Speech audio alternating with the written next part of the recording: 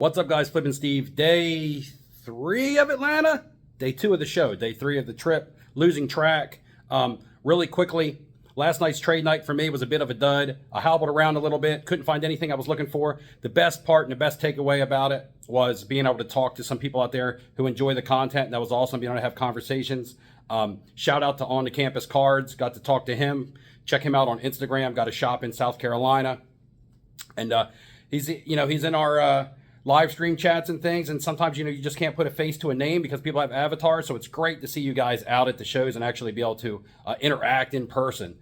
That's the biggest takeaway from a lot of this. Also, a lot of you guys are here for the biggest pump/dump of the show. Well, here we go. This is the biggest pump of the show. The GOAT, the greatest thing ever, absolute clutch.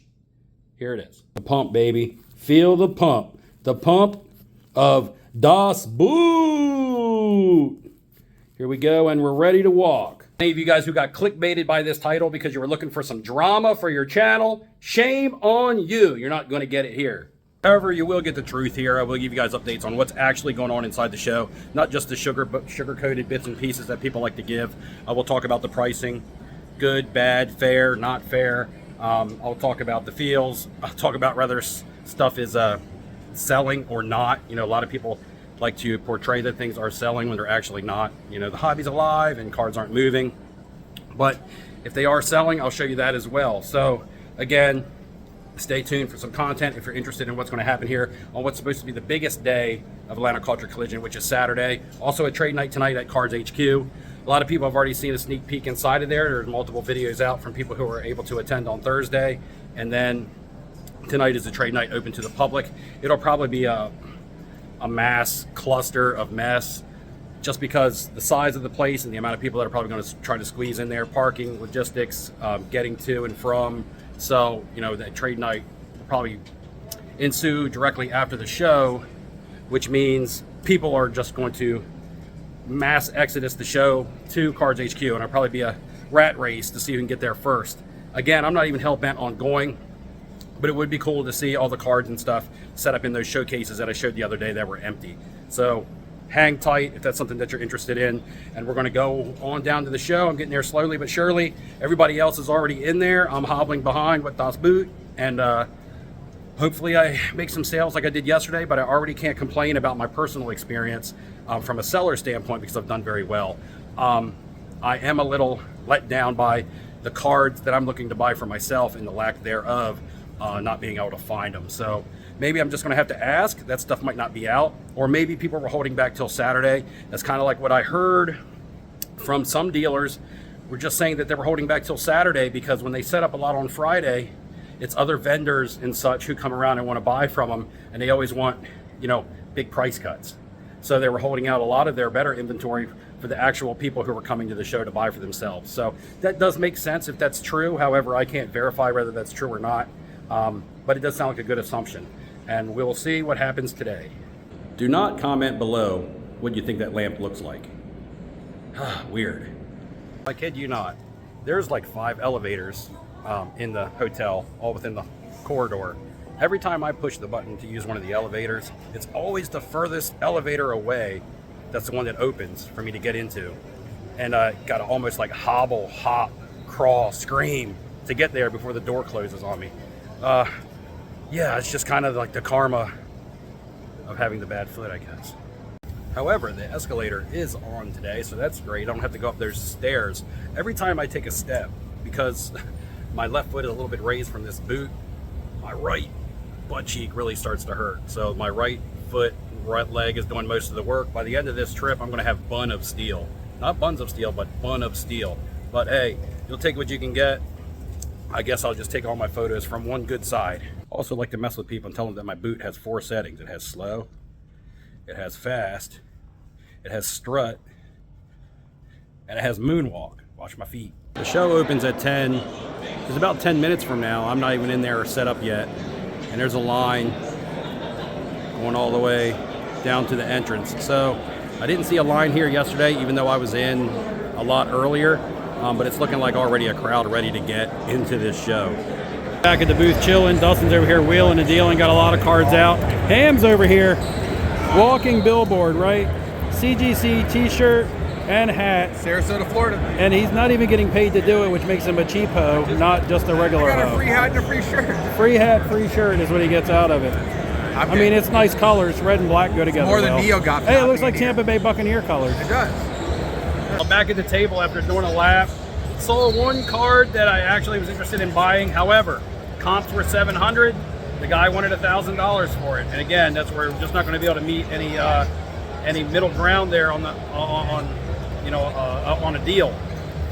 I haven't sold anything. It's a slow start for me today, but like I said, I'm already happy with the turnout from the show. And I'm just actually chilling here, taking in the atmosphere and hanging out, having a good time. The other thing is no one has stopped at my table and asked me if I was buying or if I am buying, and I do want to buy, but I think it's because of the type of cards that I have.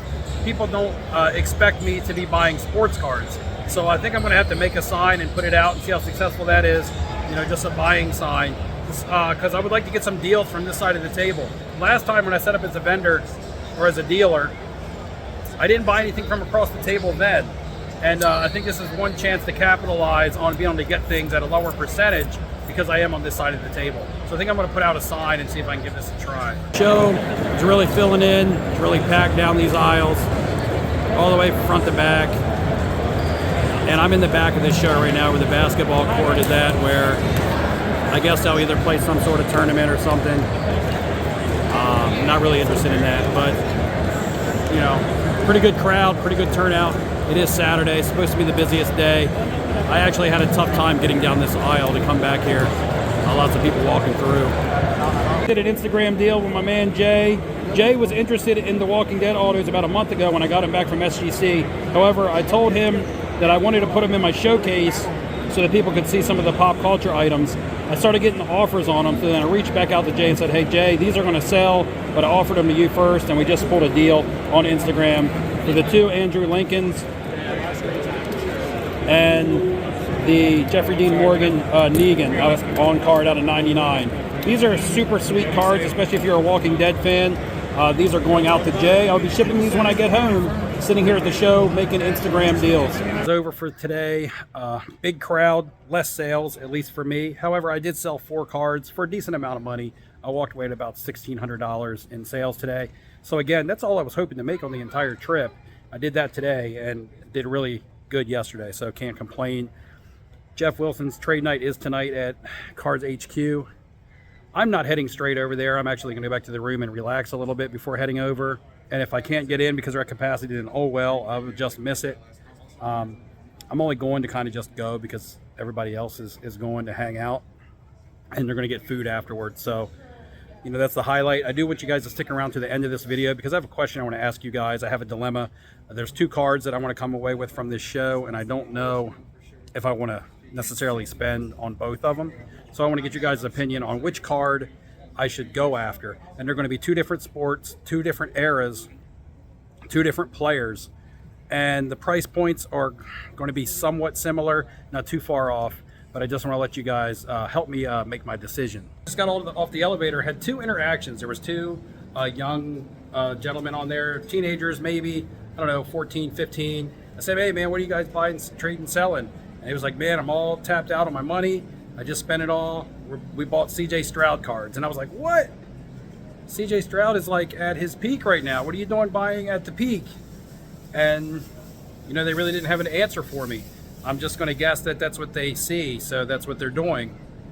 I told them I was looking for Kyler Murray. And they were like, man, Kyler Murray's kind of mid. I don't really know what mid means.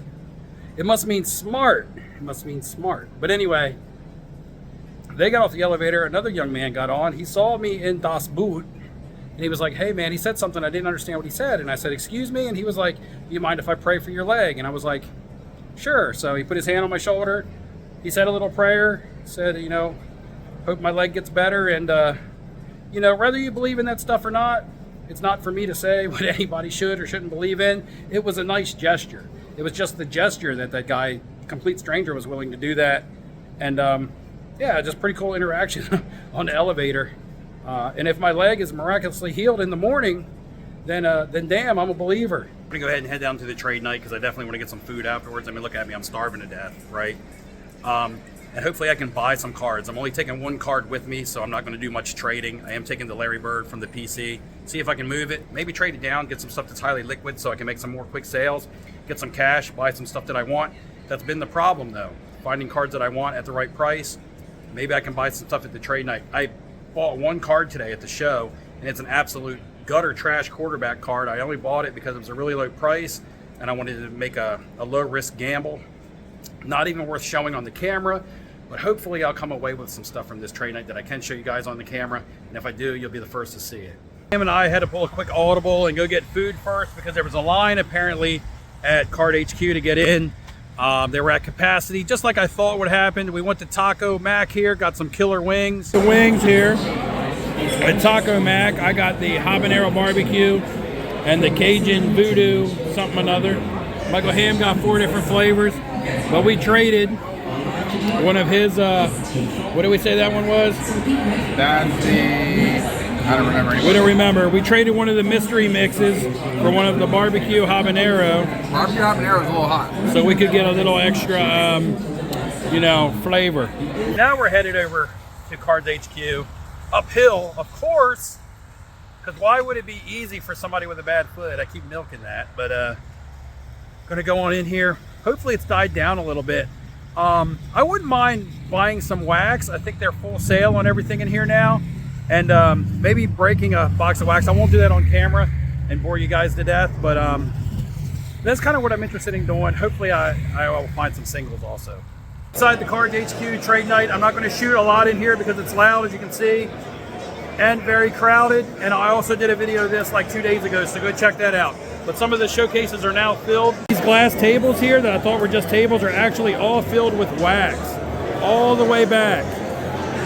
All different kinds of wax products, along with wax back here behind the register. And then you can see where the showcases have all now been filled with cards on both sides. So lots of singles, lots of wax, lots of people, lots of noise. So that's really all of the talk that I'm going to do from in here tonight. Guys, check out some other videos of people who might be do some more in-depth. But I'm going to go in here and try to make some transactions, whether it's sales, trades, or whatever. It's pretty cool in here, I must say. Even if you're not a fan of sports card investor Jeff Wilson, this is a great atmosphere at the moment. Last clip from here because I got a lot of questions about how the vertical showcases would work out. Yeah, you can see they do go all the way to the ground. So you do kind of got to get down there to like really see the cards. But they still display rather nicely. I would say that this is rather random as you're going along and you're seeing some modern basketball, LeBron, well there's a Rodman sprinkled in there, Tatum, Jamal Murray, Zion, more Tatum, and you come down here and right in the middle of all these basketball players is a Jay-Z card. One thing I wasn't expecting to see was a rather large selection of Marvel singles, whether it's Fleer Metal, the old Vibranium stuff and the Radiance Parallels. More over here, this entire showcase is Marvel singles, which is something that kind of actually caught me off guard. I didn't think they were going to be rolling out a lot of non-sports, especially Marvel cards to start. Also modern Star Wars singles. It's just aisle is congested with people, so I'm not going to go all the way down it, but you guys get the point. A good mix going on here. With Star Wars wax, Disney Arcana wax, some looks like MetaZoo, Yu-Gi-Oh, Magic the Gathering, of course Pokemon, more Pokemon down there. So you saw the tables with all the sports wax on it, and this is some other cards that's non-sports wax. Headed back after a long night. That was trade night over at Cards HQ, and also here over my shoulder in the lobby. Again, just like last night, another small trade night developed here as I got back to the hotel. Didn't really check out any cards here. Didn't do any transactions at all at Cards HQ. It was good getting out and talking to people, especially when I got back here. I got to have a nice long conversation with Merle from Merle World. Got to chat it up with Kenny Fornos for a while. It's good to get to talk life and things with him.